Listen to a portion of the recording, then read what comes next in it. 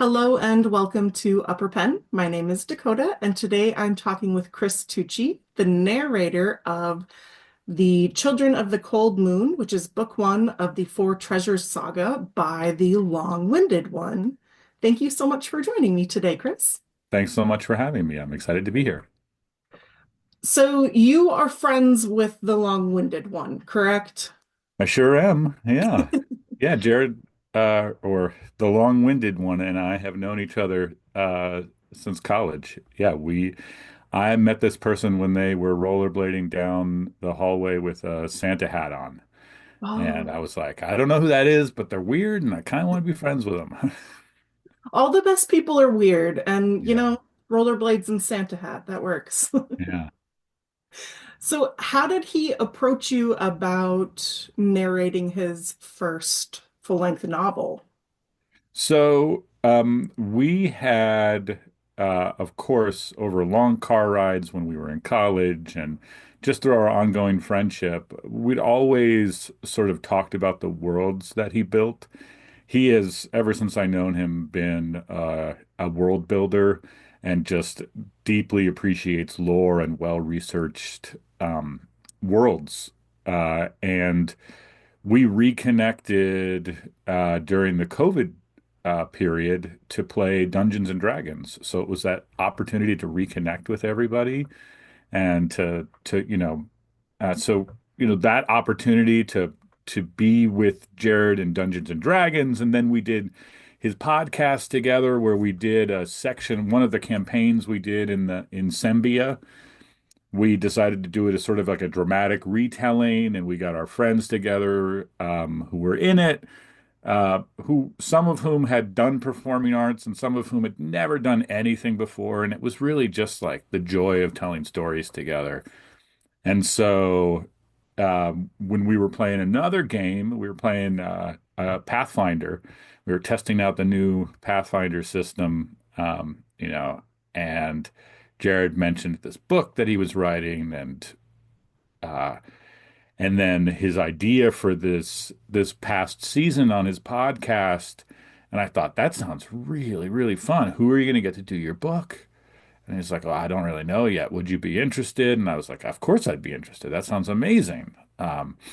And uh, and then submitted an audition, and it was told on your podcast, but I was lucky enough to get the part.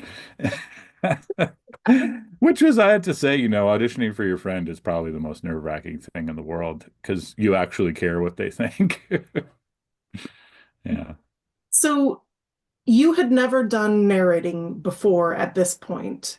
Did you have any recording equipment yet, Oh, or? yeah, yeah. No, I record. So I'm going to record an episode of Circle Round today, Okay. which is a big podcast with WBUR, NPR in Boston, and so I'll be recording some characters for a story in my booth, which is right next to me.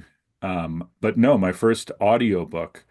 I taught I taught the art of reading out loud at Heidelberg University when I was the department chair or the director of theater at Heidelberg University. Um, and and so I had taught this sort of from the other side. And it was a class about, really about interpreting literature and really about critical thinking. And it just happened to be that you talked out loud. And so I had done a lot of that as a instructor and teacher, but never a full audiobook. And so this was just a blast. I had a great time doing it. It's super fascinating to me that you taught this before you did it. Um, Yeah, when you're in a small liberal arts school, like, they're like, hey, there's some classes that need to be taught, and guess what? You're the theater guy. So I had to teach intro to speech. I had no formal training in that whatsoever. My degrees are all in acting. I'm really good at pretending, so I pretended to be a speech teacher for a couple of years. well, you pretend it till you make it, right? Yeah, That's that's how it. it You fake goes. it till you make it. Um, so you've actually had a lot of practice at being an actor, so I imagine that's why I super duper loved your narration of this book. I thought you were genuinely like part Irish. So very well done. That's really kind of you. Yeah, no, the joy of narrating this book is that there's so many characters and it's very active. There's just a lot of action in it. And of course, it has the expository moments, which I think they do a great job. The Long-Winded one does a great job of sort of making it into a joke and a bit, which even makes it fun. But yeah, it's just filled with characters. So it was really a joy to be able to jump into it that way. Did you find yourself appreciating any character more than another? Like somebody you just really liked to play? Yeah, so it was tough because I think of all the characters, I really grew attached to the fondness Bren had for his travel companions. And so as you go through and he meets and spends more time with different ones, then they would become my favorite. Um, and so it was tough. They all presented different challenges, and so they all have like a special place in my heart. Really, the one that is my favorite is whichever one my nieces or nephews want me to do the voice of. That's my favorite in that moment because then I feel like a cool uncle. Did you test the voices out on them? No, no, I didn't test it out on them, but they gave me their approval. They listened to the audiobook on the drive up from Tennessee. Um, and so I got the approval from folks, and they said their favorite character was the Olafest. So that was my favorite Monty, yeah. character. So this is a little bit into spoiler territory. If somebody hasn't read or listened to the book, just skip ahead a little bit here. Yeah, But I was so sad that Monty was not at the end. Um, and I was like, please tell me he's coming back in book two. yeah, yeah. It's a lot of fun. Monty is a great character. I think, in like the great tradition of sort of like the fun Disney animal sidekick. Yeah. Right. And of course there's like a fun twist to it. And of course it's a traditional Celtic creature, so it's pretty cool in that respect too. Yeah. It's also like a very prominent part of LitRPG to have these like cutesy characters, and it kind of is a tension breaking or it helps with the comedy, right?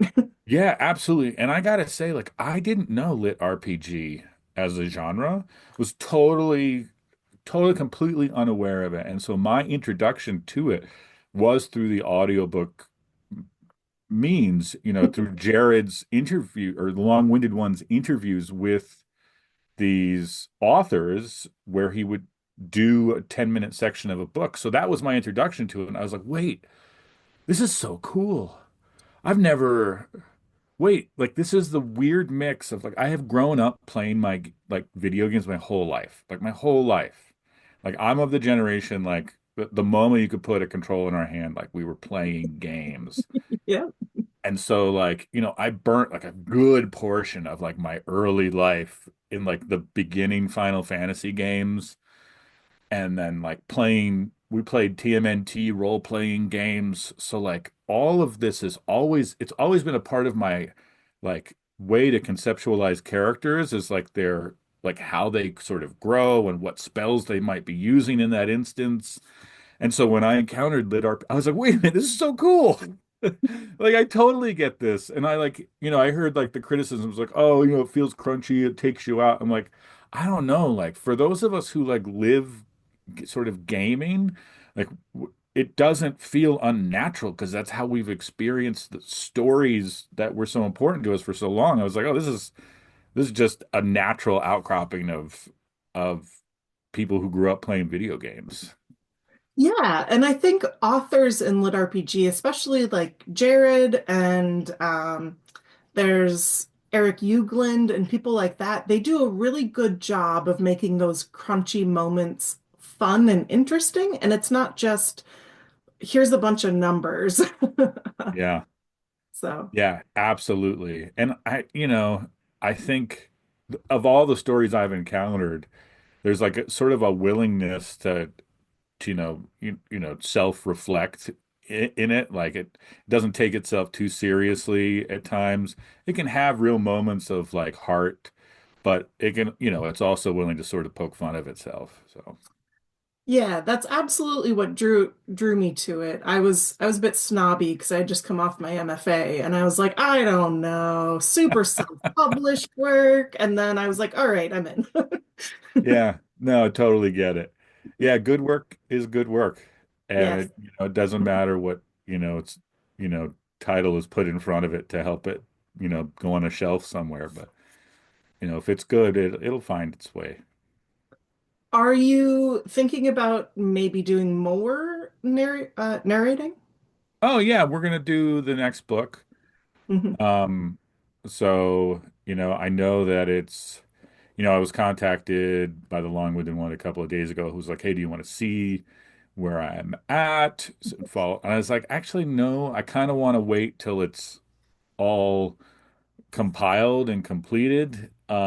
Because my process is really, I always make sure I record a chapter without any knowledge of what comes next.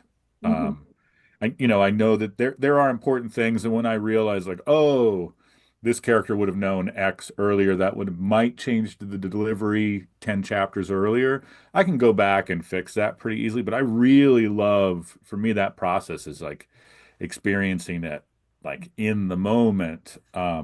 But yeah, I'm totally open if there are authors out there who listen to Children of the Cold Moon and want me to read their book out loud. I'm game. I love it. It's so much fun. So I love the conversations you get to have with the author. It's so similar to the conversations I have as an actor with directors and playwrights. It's a lot of fun. So I'm down to do some more.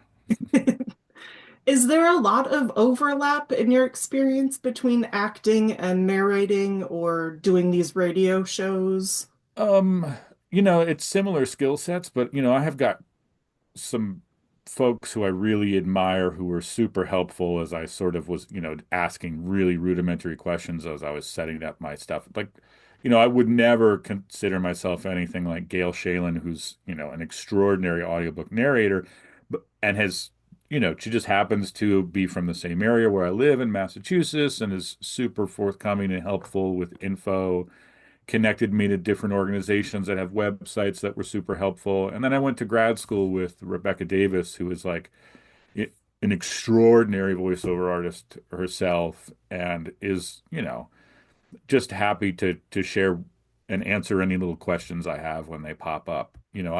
I understand that those folks who do this as their full-time gig. Do you know what I mean? It's Yeah. there's a level of skill and a level of work and dedication that goes into it's really the muscle of being able to produce work daily.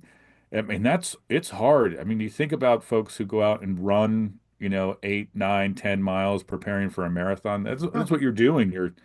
You have built up your instrument to be so strong to be able to handle hours and hours and hours in the booth.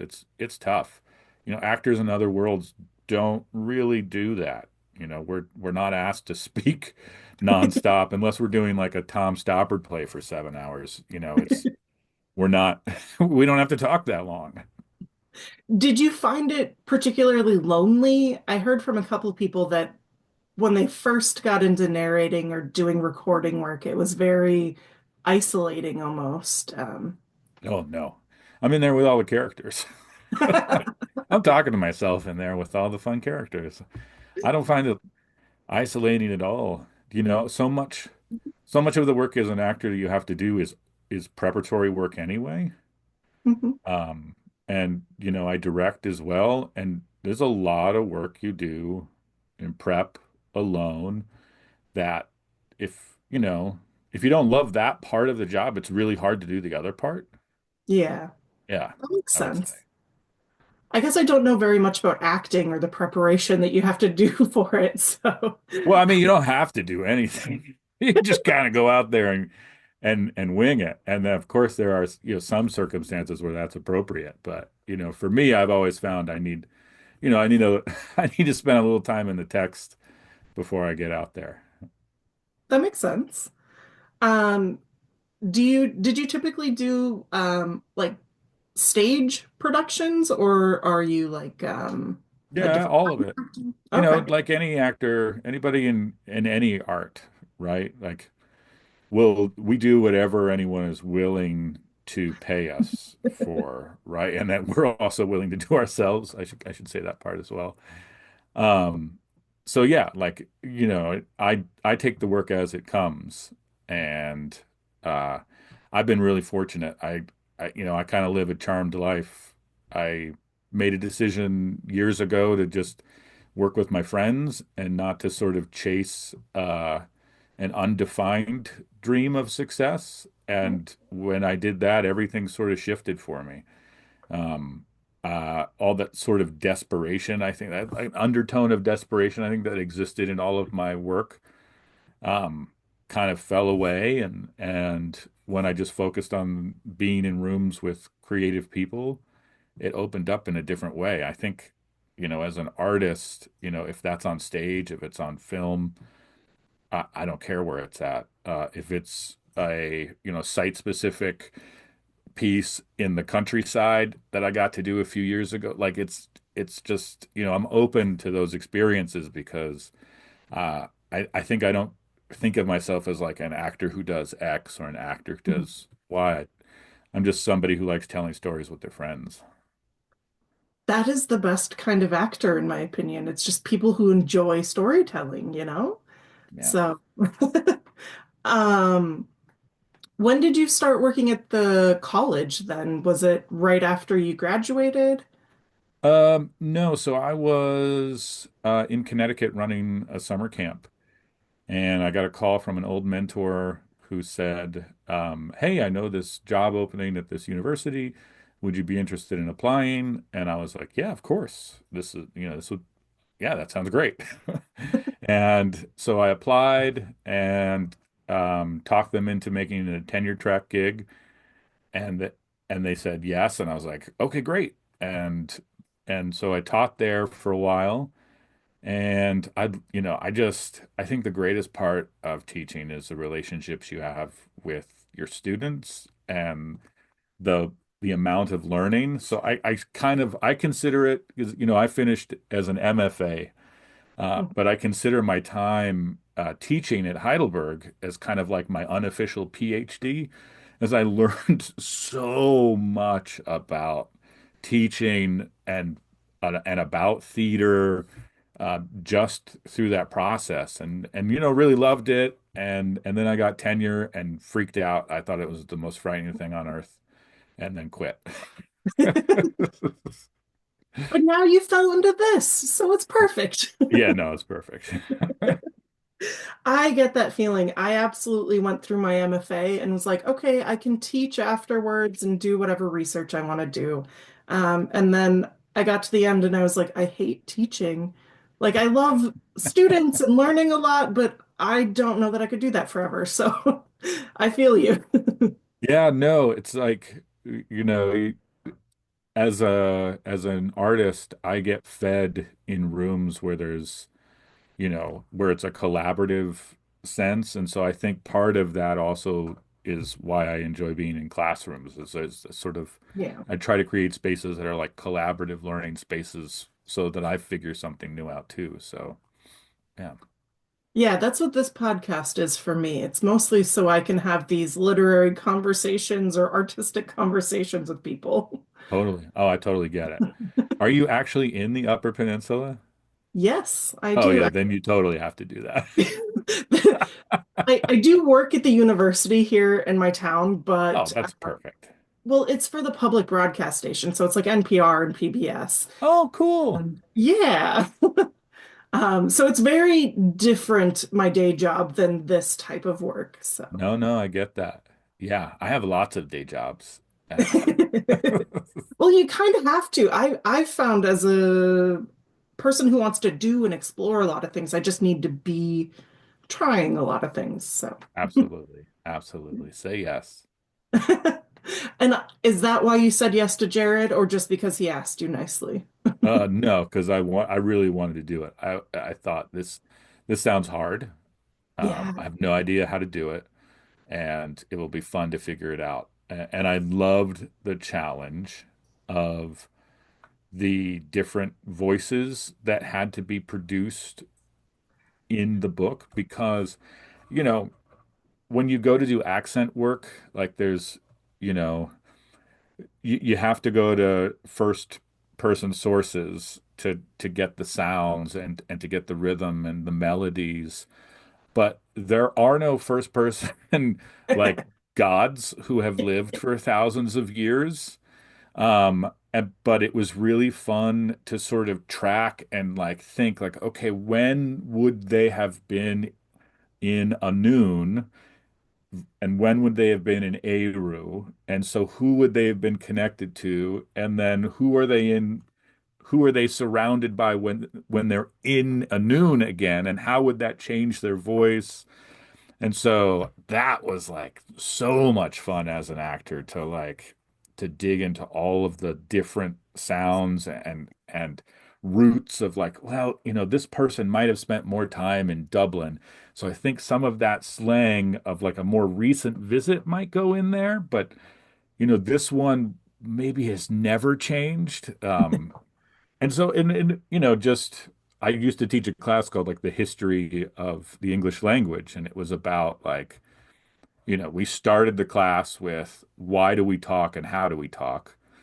And so we would just try to answer those questions. And so I've just had this like natural excitement and joy of digging into accents. So that was really cool to do in this book as an actor. That's so fascinating to me because even Jared kind of worked some of that, this person was here this time, so they might have picked up these phrases. I didn't think about it as an accent as well, so that's Oh fascinating. yeah, no, absolutely. And it's like, you're the one of the things I, can understand and appreciate as an actor is like, you know, there are so everybody is an expert on how what something should sound like because we have all heard our version of X, Y, or Z. And so if the story isn't good, it doesn't matter how great the accents are. Mhm. And if the story is really good, sometimes it doesn't matter how bad the accents are. And so it's really, it was trying to like, looking at this book, I was like, wow, this is a lot of fun. I really don't want to be the thing that screws this up. So I better take the time to get it right. Yeah. No, and they are. That was really, really fun and really rewarding as an actor to do is to be able to get to dig into that part. Jared, I believe, mentioned that you had requested um, some primary sources for the accents. It sounds like somebody who's actually from Ireland, maybe saying a couple words. Yeah, Uh, so I'm really lucky. So I mentioned briefly, like, I worked in summer camps. So I spent, 20 plus years with an international staff. So I have friends who live in every portion of the world, which has been like hugely helpful. Like, when I had to do Welsh for a circle round story, I had to play a giant who was Welsh, and I just called my Welsh friend and had him talk to me and answer some questions. Or, if there's a character from Brighton, I call my friend from Brighton. Like it's super helpful. These accents, however, like I was saying, like there's nobody to be the source material for it. So it's like, how do you find the source material for each one? Sorry, I lost the train on the question. I got so excited about talking about my friends.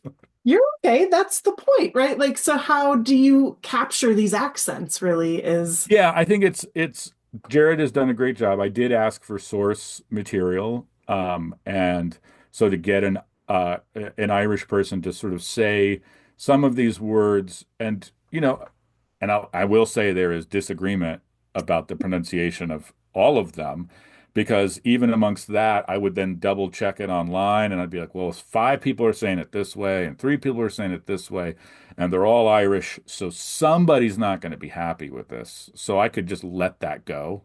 Yeah. But I was like, oh, well, I'm gonna get it wrong to somebody, so it doesn't matter. I feel like there's a lot of freedom in the fact that this is a fantasy realm as well. Yeah, yeah, Yes. you get a little bit of freedom there. My speech teacher in grad school, she taught us sort of this this elevated American dialect for the stage that, is sort of a base to work from, and that's really helpful as a base to work from and to go into, anytime a sound is really difficult, if you just break it down into its composite syllables and then use IPA to break it up, I found that to be really helpful. Okay. Is it like that classic American accent from films? Is that kind of what it was? Yeah, that's where it came from. So like the most people would immediately understand it as like the sound from Frasier, like that actor, that he was trained by the person who wrote the book. Um, Oh, and so his voice is that sort of elevated American sound. Um, the British have the RP, the received pronunciation, sometimes referred to as like Queen's English. And if you can get really comfortable in the base of both of those, they're really a great launching point to go into any accent. oh. See, I'm learning all kinds of stuff now. Um, did you have to keep a file of how each character sounded? Like, did you have your own reference for each character? So I have their pictures. Um, so I have the pictures of them, and then any source material that inspired them. So if there was a particular actor or character from film or literature that inspired their sound, um, and then once I was able to sort of visualize, I could see them. If I needed to hear anything, or if there was a sound cue that sort of got me into it, and then it was mouth placement and body placement in the booth because they all inhabit the world different physically. And so if I can move into their space physically in the booth, it really helps me, you know, tell the story of the character at that moment. I'm imagining these behind the scenes for those animated movies where the actors are just very physically there as well. So, Yeah, you have to be because you're it's all connected. And so, when there's no movement, and you're doing everything with like histrionics with the voice, you can sort of tell it's removed from any sort of physical reality. So yeah, I think that's why you see people so physical in the booth. I wonder if that's the type of difference that I hear in like older audiobooks where it's very much this like reading voice versus an acting voice now. Yeah, I think it's just, preference over time and Yeah. people's comfort with the format. Yeah. It's you know, like the classic, every genre has its voice, like the NPR voice. Yes. We'd like to welcome you to this podcast.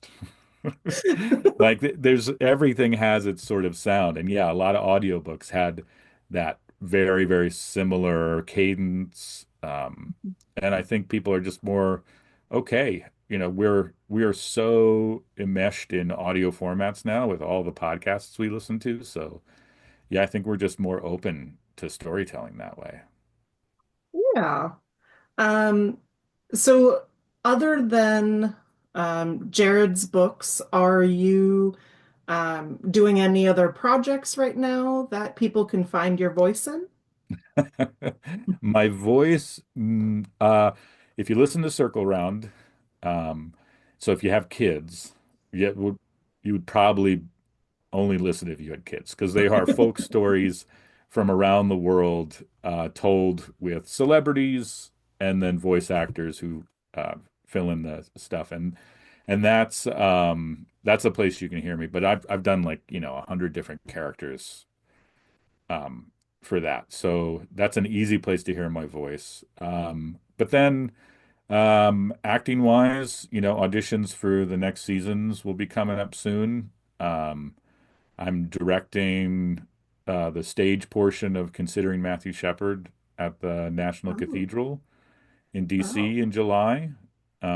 So not my voice, but my yeah. creative hand will be a part of that. Um, and then I'm helping out at my kid's high school, and I'm going to direct Mean Girls the musical. That is such a dramatic shift. Let's talk about Matthew Shepard and then go to Mean Girls. Yeah, no, I'm calling it my season of the sacred and the profane. Oh, yeah. So, which one's the profane? Mean Girls. Mean Girls is very profane. I love it. Um, I lost my train of thought. I'm sorry. Well, I can tell you, you can tell your listeners if they're excited to donate to Mean Girls the musical. Ooh, are you guys gonna record it and put it online? No, no, no, no. I don't think theater should be recorded except for, the archival ones. I think those are great. I think it's really hard to watch film on or watch theater on film. Yeah. I'm very appreciative of the archival ones and definitely enjoy going to the New York Library and watching those, getting a chance to see the original productions. But other than that, I'm not a big fan of theater on film. So I've always wanted to go see like Phantom of the Opera on Broadway and Mhm. like things that are very big productions like that. And so I've watched clips of them and I'm very they make me so sad because it feels small in some way. Right? It's a totally different experience. Oh my gosh. I mean, I am in love with musical theater. And so, when you say Phantom, like that was my experience. That was the show that got me when I was a senior in high school. I had never seen anything like that ever. And I went with the jazz band and we were in Toronto and they took us to see Phantom and I was like from that moment on I was like playing it in my car, like blasting it as I was pulling into the parking lot. I was like, "Hey, you guys got to hear about this new thing called musical theater." I would I my first experience with musical theater was probably Chicago before the movie came out. I was quite young and went and saw it on Broadway. So That's a interesting show to see when you're really young. yeah, yeah, yeah. But it was very fun and a lot of women, so that was an interesting like There you version of go. Broadway. Yeah. Um, well, I that's all I really have for today. Awesome. That was great. Thanks so much. Hey, I hope people listen to this book and reach out. I would love to know what, folks are thinking when they hear it. And if you've got thoughts for book two, um, we've got a Discord channel for Children of the Cold Moons, and the Long-Winded one and I are both on it, and so like totally would love to hear from folks about stuff they want to see or in the next go round. So yeah, please reach out. Do you have any advice for people who want to start acting or narrating or doing voice work? Yeah, go audition somewhere. There are things in your community, and it doesn't have to be good. I think we don't do things because we think we're supposed to be good at them, Yeah. and we forget that there's a process and learning and like just lean into the beginner's mind and find joy in being bad at stuff. And so yeah, go audition for something and don't get the part and then go see the show and criticize everything they do like Michael Scott in The Office. But instead go audition again and then like meet those people and just keep doing it. Like that's really all it is. Like if you want to tell a story, there's so many ways to do it. Yeah.